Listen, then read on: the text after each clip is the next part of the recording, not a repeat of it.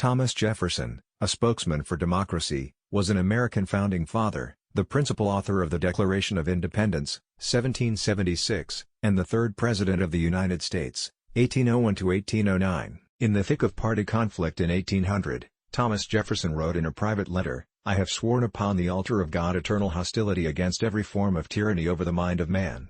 This powerful advocate of liberty was born in 1743 in Albemarle County, Virginia, inheriting from his father, a planter and surveyor, some 5,000 acres of land, and from his mother, a Randolph, high social standing.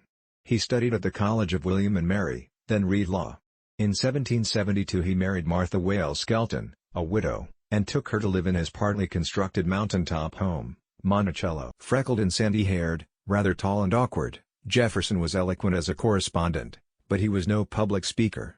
In the Virginia House of Burgesses and the Continental Congress, he contributed his pen rather than his voice to the Patriot cause.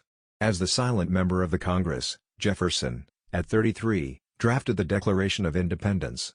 In years following he labored to make its words a reality in Virginia. Most notably, he wrote a bill establishing religious freedom, enacted in 1786. Jefferson succeeded Benjamin Franklin as minister to France in 1785.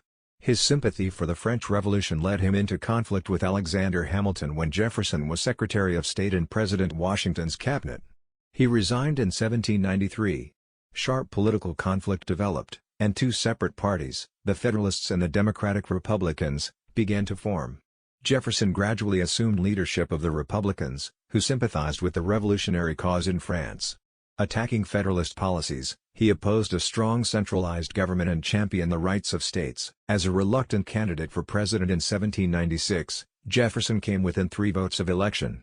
Through a flaw in the Constitution, he became vice president, although an opponent of President Adams. In 1800 the defect caused a more serious problem. Republican electors, attempting to name both a president and a vice president from their own party, cast a tie vote between Jefferson and Aaron Burr. The House of Representatives settled the tie. Hamilton, disliking both Jefferson and Burr, nevertheless urged Jefferson's election. When Jefferson assumed the presidency, the crisis in France had passed.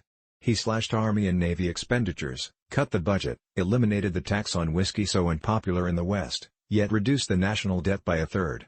He also sent a naval squadron to fight the Barbary pirates, who were harassing American commerce in the Mediterranean.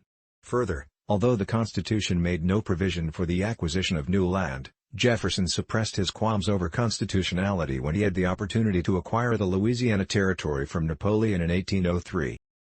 During Jefferson's second term, he was increasingly preoccupied with keeping the nation from involvement in the Napoleonic Wars, though both England and France interfered with the neutral rights of American merchantmen.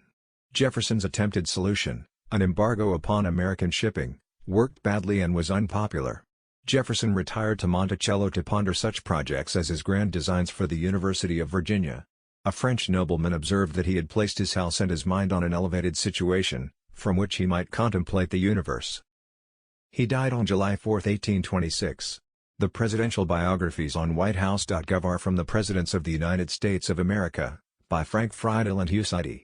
Copyright 2006 by the White House Historical Association.